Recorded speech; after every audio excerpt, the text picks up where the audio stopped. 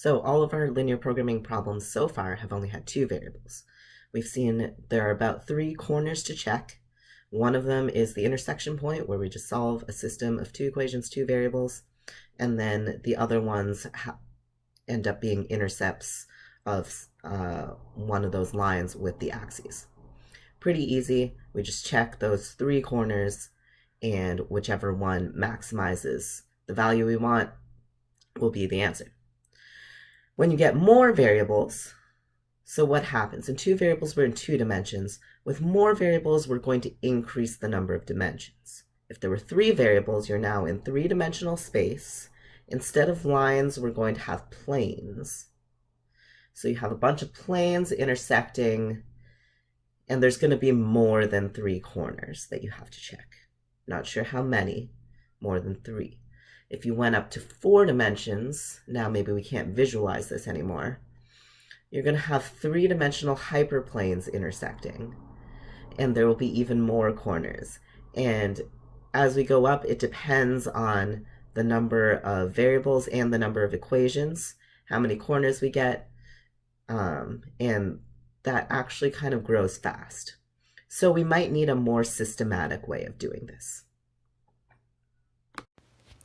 So let's go back to this. This is the beer and champagne problem, and we've just replaced B and C with x1 and x2.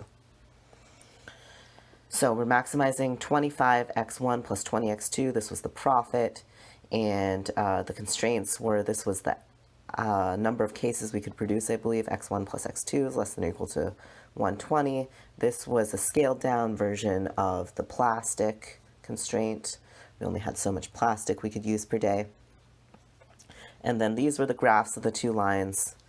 This is x1 plus x2 equals 120, 5x1 plus 3x2 equals 450, and then we also had x1 and x2 were non-negative, so this is the region that satisfies all of those. We call that the feasible region.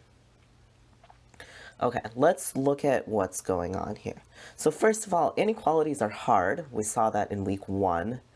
There were errors abound when we tried to work with inequalities without thinking about them. So let's just switch these inequalities. How can we do that? We want to make this an equation. Well, x1 plus x2 is some number less than 120. That means if I add a less than or equal to 120. So if I add a non-negative other number, I can get that to equal 120. Same thing here. 5x1 plus 3x2 less than or equal to 450. So I just add some other number, may not be the same as the first number that we added in the other equation. We can get that up to 450. So we call x3 and x4 slack variables. And we know that x1, x2 were already greater than or equal to 0. We also know that x3 and x4 are greater than or equal to 0 because we had something less than or equal to some number. We're going to add a non-negative number to get it up. Okay, now we have equations. This is cool. But we've gone from 2 variables to 4 variables. Remember I said in 4 variables, we're now in 4 dimensions. Okay, so this isn't great. We seem to have made the problem worse, but we've got to make it worse before we can make it better. Let's look at what's going on here. What are these corners corresponding to? Let's look at, for example, this point of intersection, which we solved for before, 45, 75. What's happening here? x1 and x2 are 45 and 75. They already add to 120. That means x3 is 0. And then that point also satisfied this equation without the x4. So that means x4 is also 0. So that corner corresponds to x3 equals x4 equals 0. What corner was this? I guess I didn't label any numbers here. But this was 90, 0. Okay, what's happening there? So x2 is 0 already. x1 is 90. That means x3 is 30 to make that first equation true. And then let's look here. If x1 is 90, 5 times 90 is already 450. So x2 is 0 and x4 is 0. Let's look up this one. This is 0, 120. Okay, so here x2 is 120. That means x1 and x3 are both 0. And then let's look at this equation. X1 is 0, x2 is 120, so that's 360 there. We need another 90 to get up to 450, so x4 is 90. Okay, then it looks like we're taking pairs of variables and setting them equal to 0, but we've only got 3 pairs. There should be more. Well, what if we set x1 equal to x2 equal to 0? That corresponds to the origin. Right, so the origin is x1 equals x2 equals 0, and then we could solve for x3 and x4. x3 was 120 from this equation. Here, these are both 0, so x4 must be 450. Pretty easy to solve. Okay, so that's a corner.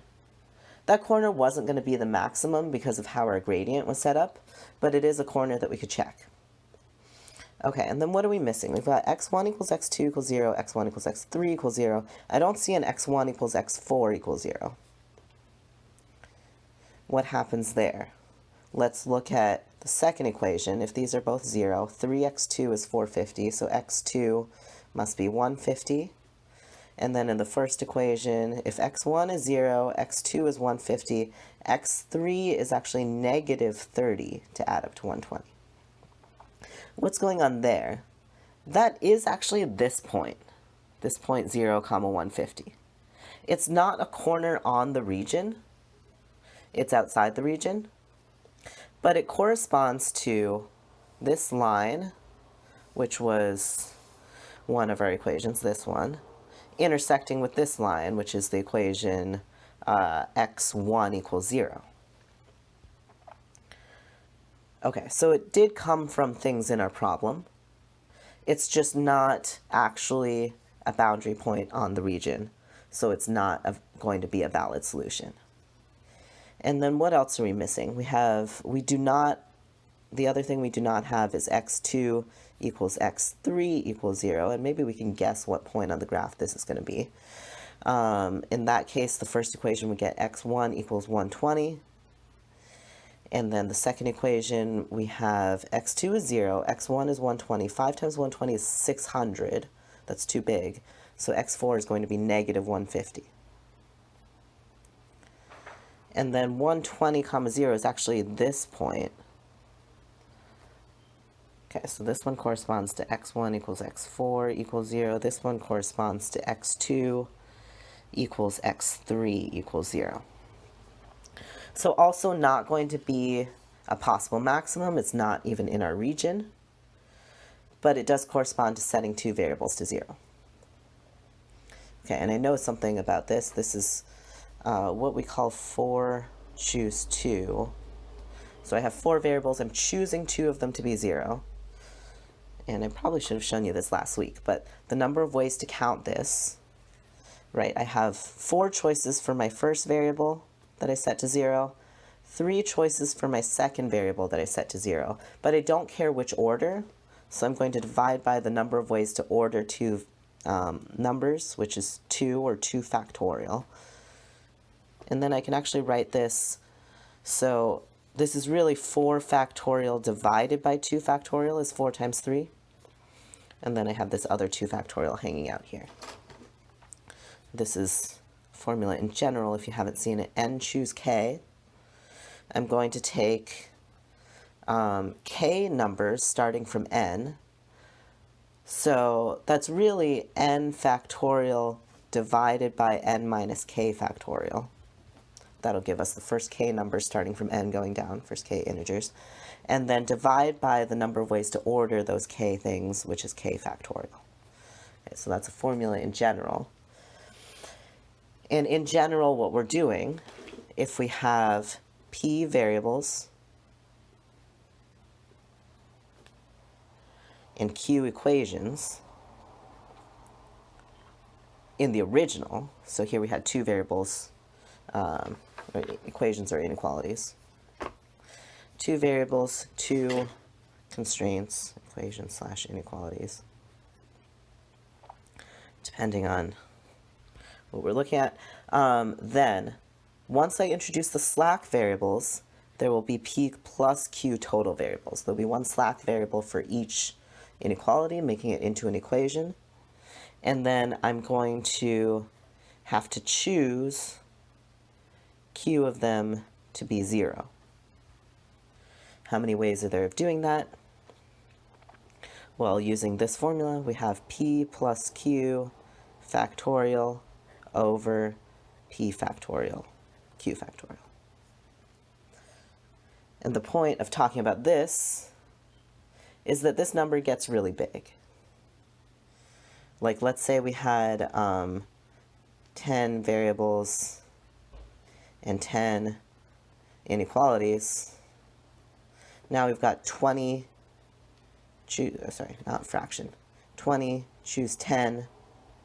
I think that was about 100,000. It's a pretty big number, you can calculate it. A lot more than 3. We were excited when we said we only had to check 3 corners. We have to check a lot more. Note that some of them aren't valid. The easy way to see which ones are valid are to see that the ones that aren't valid have a negative variable. Okay, so that's good. Let's see that they're not valid. We can also see, so we're either choosing variables to be 0, or, remember I said this was the point of intersection of these two lines. All of these points, all of these 6 points, are the point of intersection of these, of 2 lines up here. The lines being x1 plus x2 equals 120, 5x1 plus 3x2 equals 450, x1 equals 0, and x2 equals 0. Every constraint gives you a line. Okay, so that's another way to see that this does count the right number of points. And if we elevated it to 4 dimensions, those would be intersections of now hyperplanes in 4 dimensions, but that's a lot harder to visualize. Okay, so we've created a mess, basically. This does not seem better than before, although there's cool things that have come up. And we will make this mess a little bit better in the next video.